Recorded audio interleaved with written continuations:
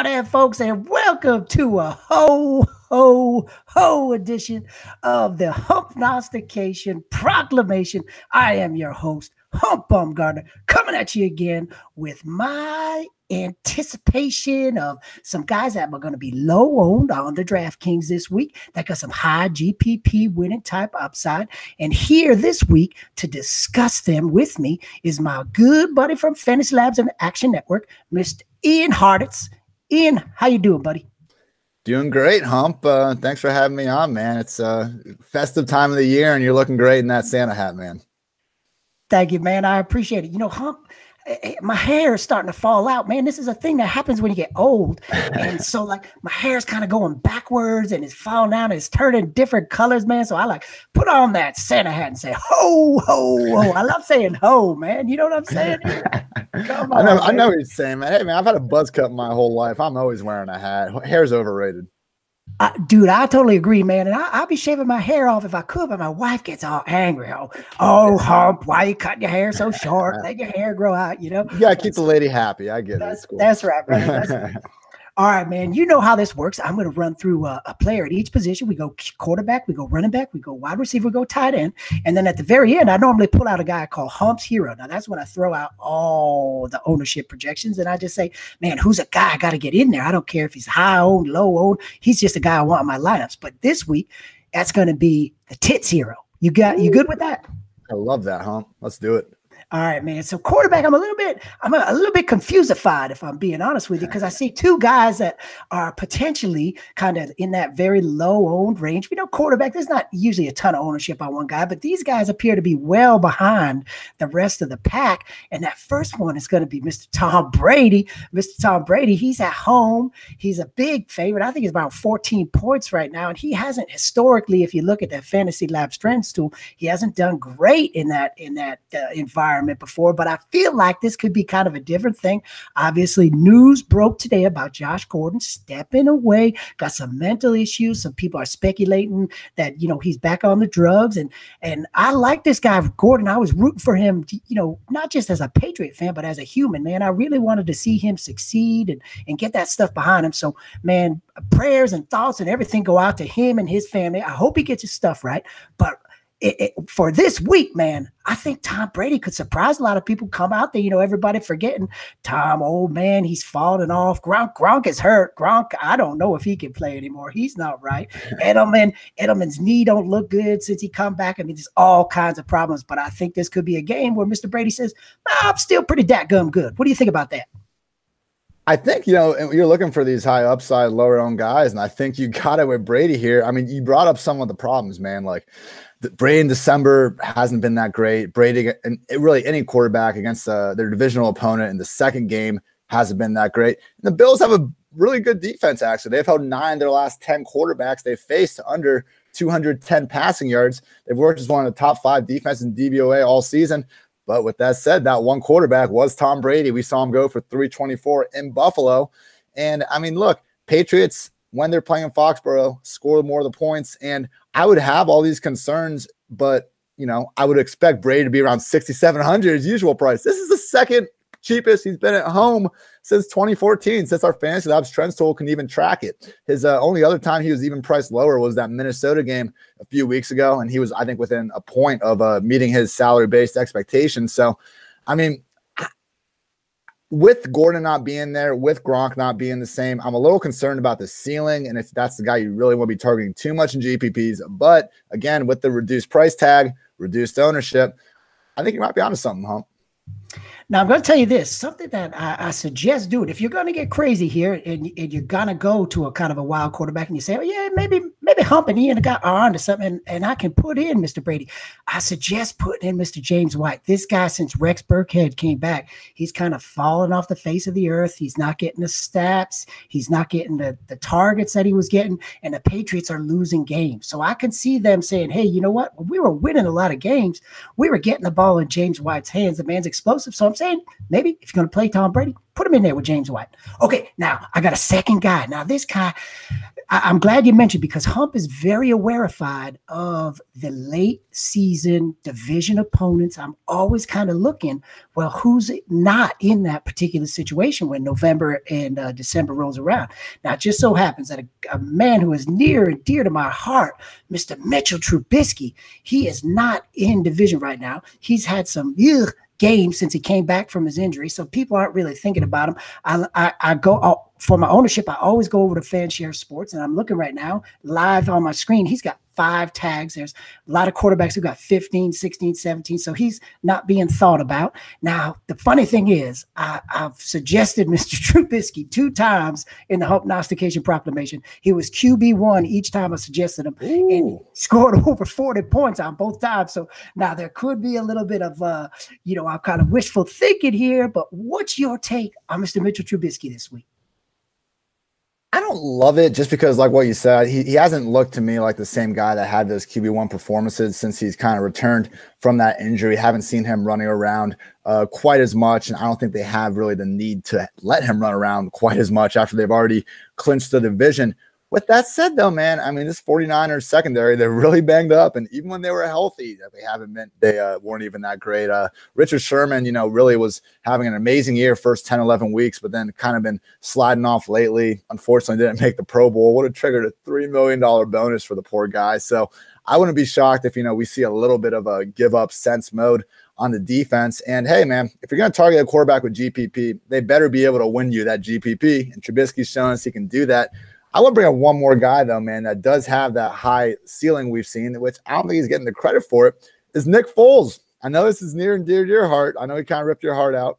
He did. Not that long ago. He did. But you know as well as anyone, man, Nick Foles goes from looking like the worst quarterback in the league to the best from a week-to-week basis. So that is in his range of outcomes. He's thrown for 3+ touchdowns in 3 of his 9 starts with the Eagles. He's basically made to be a GPP quarterback because he's either going to be really freaking good or really freaking bad. You're not getting the same rushing floor Trubisky gets. I mean, don't play Foles in cash, but 4,700. I mean, that's $1,000 cheaper than he probably should be if, this whole thing wasn't going down. I mean, we saw him priced much higher than that all of his other starts. So I don't hate Trubisky. Again, any of these guys that they can pop off, go for it. But there's a cheaper options this week like Foles and even a little bit of Dak Prescott that I'm more into. Yeah, I mean, I love Nick Foles. I hate him. I hate the man, but I love him. I mean, he comes in and he just balls out, dude. Like, I don't know if the dude could do it for, 16, 17, 18 games in a season, but when he plays, right, he gets it done and he's 4,700. You don't need to do a lot to pay off that salary.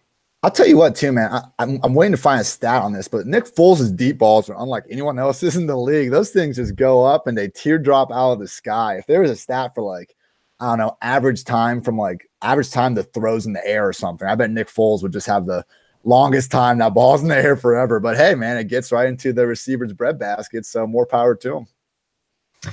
Okay, man, moving on now to running back. Now, I'm a little bit shockified that I'm seeing what I'm seeing here as far as projected ownership now, because we got this game that's happening in the Coors Field of fantasy football, right? We got New Orleans Saints, and I understand that their defense is pretty damn good, and they play even better at home. They're playing Pittsburgh. Pittsburgh can score a lot of points. They can give up a lot of points. I mean, this game, it just oozes, shootout potential. It's got the highest total on the slate. There's a lot to love about this game, indoors, out of division. And I just don't see Alvin Kamara getting the kind of love that I think he should be getting in this situation. I'm looking here. He's got 9 tags, right? There's dudes with 20 tags. There's dudes 17, 15. So there's people getting double the amount of run that Kamara is getting talked about this week. And we know, like, anytime he can go 30 or 40 points. So what's your take on Kamara? You think his ownership is going to rise as the week goes on, or can we sneak this one in here? I'll be interested to see if it rises too, man. I would think so. Like you said, I mean, we're talking a little bit before this show. I mean, we have this one game this week, Steelers Saints, in the Coors, field of fantasy football that, is highest implied game, seems like the best chance for a shootout. And yet, it seems like all these guys have reduced ownership with the game. So I would assume Kamara rises up, because if you look at the other top RBs, I mean, Zeke's in a just perfect smash spot, but he's a lot more impressive. But putting him aside for a second, Gurley's got an injured knee. You know, we're wondering if he's even going to see this massive workload. McCaffrey, he rested from practice today, but why would they sit Cam and then all of a sudden give McCaffrey 30-plus touches and, you know, go through all that? So not saying that's going to happen, but he has questions. Saquon Barkley, the Giants just got eliminated. They're not rushing Beckham back. I have questions if he's going to be getting his 30-plus touches. So once you can kind of take away these running backs that are guaranteed for this massive workload that Kamara doesn't have, all of a sudden he's a much more reasonable player to those guys. Because the only problem with Kamara is we need him to be really efficient, which he is a lot of the time, but he doesn't have that same 70, 80% workload that we saw the first few weeks of Mark Ingram in there. But dang, man, if he can get that, if they can play someone that can force him to throw the ball like the Steelers, you know he can get those targets. You know he can make those big plays. And 7,400 as a pivot off Saquon to save a little money, I love it, man. Yeah, I mean, if he kind of doesn't trend upwards in what I'm seeing as far as ownership is, I mean, that's like a no-brainer to me. Okay, moving on now to the wide receiver position. This one's kind of out there a little bit, but this guy's getting, I mean, nobody's talking about him. Tampa Bay, Mr. Mike Evans, prone to some really bad games, but he can also get crazy. Like he can go off at any time. Do you have a take on Mr. Mike Evans?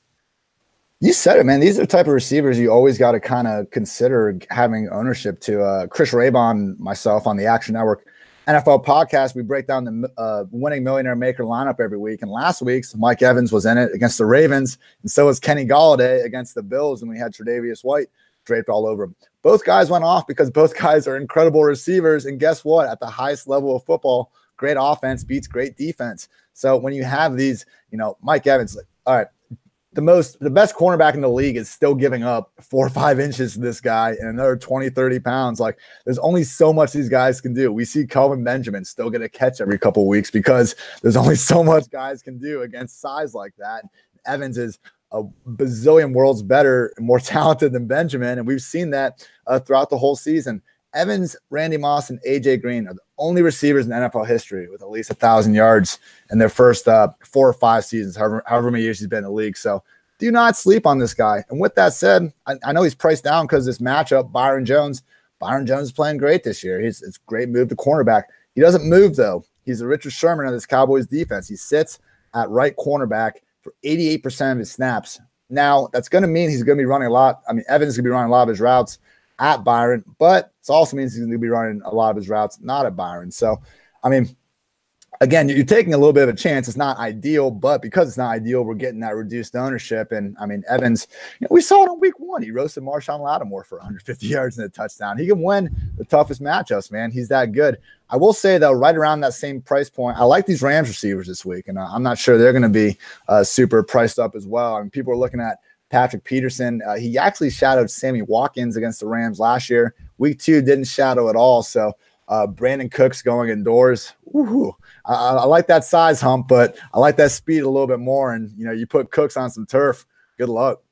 Yeah, man, Cooks and that speed will kill you, man. There's no doubt about that. I like that call. I like how you're bringing in some of your own stuff, Mr. Hartitz. Thank you very much. Hey, always. Okay, man, we're moving on to the tight end position, and kind of like it's been all year. It's like, man, you know, you can play Kelsey, you can play Ertz, and that's really good. And then you're kind of just like, well, whatever. You know, you got Eric Ebron chalk weeks and stuff like that. But, I mean, who else can you go for? Well, I'm going to go right back to that game we were already talking about, man, that high total game. It's on the fast track indoors, right? Out of division. It's just kind of bubbling and oozing up like it's going to be a big shootout, which means it's probably going to be 14-7. But anyways, man, what about Vance McDonald, right? Because you know everybody wants to get on Juju Schuster-Smith. And, I mean, Matthew Friedman trying to single-handedly bring down Mr. Antonio Brown's career. But people still want to play AB. Well, what if we say, no, let's not play those two guys. Let's go with Vance McDonald. What do you think about the tight end from Pittsburgh this week? I like it, man. I mean, I love Juju this week. I think he's the play just because Marshawn Lattimore and Eli Apple do not move inside the slot. So anytime you can almost guarantee 60% snaps against the liability, aka known as PJ Williams, I mean, you should try to take that. But Vance McDonald's kind of getting the same thing. I mean, he's more or less a slot wide receiver. Jesse James is kind of their inline blocking tight end. And yeah, in these high scoring games, this is the best time you want to attack those number 3, those number 4 options. If Vance is the Steelers' number 3 pass game option, that's worth a hell of a lot more than, Trey Burton or someone in Chicago in a game that's way less higher scoring. And you want to target these tight ends that actually can pop off for big gains, and they aren't, Jack Doyle's an awesome tight end. He's great at what he does, but he's not getting you run after the catches like Vance McDonald is. We all saw him throw Chris Conte into tomorrow back earlier in the season. The guy makes massive plays. He's a legit athlete, and he's got a really high ceiling for the position. So those are the guys I want to target. And like you said, man, if you're not going all the way up to get that kind of true number 1 receiver that's basically a tight end, I think Vance is the kind of guy you want. We can also go way down and look at a similar type of guy who I think has that explosive playability, and that's Dallas Goedert. 2,600 people. And look, all right, remember the Eagles got murdered in New Orleans. Since then, Goedert has played 55%, 52%, 60%, and 61% snaps, 3.5 targets per game, 17th ranked tight end in yards per route run, and that's not even including that 75-yard touchdown he had against the Cowboys that got called back, and that phantom OPI, whatever the hell that was. So Dallas Goedert, like Vance McDonald, I think is just a legitimately really good tight end that can make plays. So I'm much rather going to target those guys than, your kind of dad bod plotter who may or may not get a few more targets, but targets just aren't as fantasy friendly. So yeah, man, Vance and Maker dance and give me some Goddard this week too. I love it, man. I love it. You are bringing it, Mr. Hartitz. I love it. You truly are like an NFL encyclopedia, and I appreciate all the knowledge you be dropping for my peoples here. Okay, so I'm going to step aside. I'm going to get out of the way, and I'm going to let you go off. We're going to replace Hump's hero this week with Tits' hero. Let's hear it, brother. What you got for me?